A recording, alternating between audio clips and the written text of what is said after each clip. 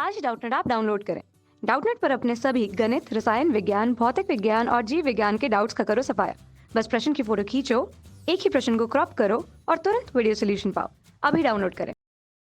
प्रश्न के अनुसार हमें किसी तार जिसकी प्रारंभिक लंबाई L, अनुप्रस्थ काट का क्षेत्रफल A है तथा उस पदार्थ की यंग प्रत्यास्थता गुणांक का मान y है, तब तार की लंबाई x अर्थात लंबाई में वृद्धि x करने के लिए उसके कार्य की सूत्र की गणना हमें करनी है। जिसके लिए हम सबसे पहले एक आरेख दें जिसके अंतर्गत एक तार जिसकी प्रारंभिक लंबाई L से प्रदर्शित हो रही है उनके किनारों के बीच तथा अनुप्रस्थ काट का क्षेत्रफल जो हमें इस किनारे पर प्रदर्शित होता है इसका मान a है, जहां पदार्थ की यंग प्रत्यास्थता गुणांक अर्थात यंग मापांक का मान y है। यदि तार की लंबाई बढ़ाने के लिए किए गए कार्य की सूत्र की गणना करनी है हमें, तब तार की लंबाई बढ़ाने के लिए हमें बाह्य बल की आवश्यकता होगी। यदि बाह्य बल को हम किसी एक दिशा से देखें तब बाह्य बल का मान एक दिशा पर F मानते हैं।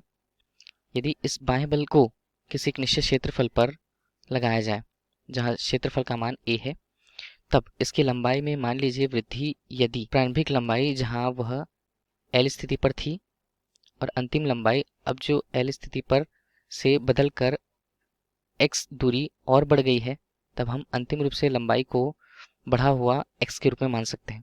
अतः हम x को विकृति के रूप में प्रदर्शित करेंगे। यही इस पदार्थ में कार्य करने के लिए होने वाली विकृति को प्रदर्शित करता है। आगे यदि वस्तु पर लगने वाले बल की हम गणना करें, तब प्रारंभ में तार पर लगने वाला बल जो प्रारंभिक रूप से शून्य स्थिति पर था, धीरे धीरे बढ़ करके वह F हो गया। ऐसा माना जा सकता है कि यदि तार की लंबाई में वृद्धि x हुई है, तब उस पर लगने वाला मध्य रूप से एक बल, मध्य बल, क्योंकि हम इस स्थिति पे प्रारंभिक बल को शून्य और अंतिम बल को F न लेकर के इसके संपर्क मात्र से हम इसके माध्य बल की गणना करेंगे, जिसका मान यदि हम माने तो वह F/2 या F/2 होगा।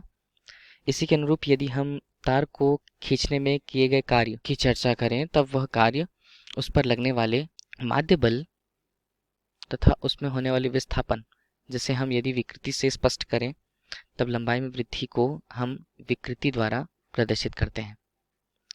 होने वाली विकृति या लंबाई में परिवर्तन जिसे अभी केवल हम वृद्धि के रूप में देखेंगे, जहां माध्य बल की लंबाई कार्य को यदि W से प्रदर्शित करें, माध्य लंबाई जिसे हम F/2 माना हुआ है, लंबाई में वृद्धि का मान हमारे पास x प्रदर्शित है। यह प्रारंभिक रूप से कार्य का मान हुआ। आगे यदि इसी समीकरण 1 को हम विस्तृत रूप में लिखना चाहें, तब इसके हिसाब से यदि कार्य को प्रश्न के अनुसार 1:2 गुणा लगने वाले बाह्य बल तथा विकृति में यदि बताया जाए, तब हम इस पक्ष में क्षेत्रफल एवं क्षेत्रफल का गुणा एवं भाग तथा उसकी प्रारंभिक लंबाई का गुणा एवं भाग दोनों करते हैं।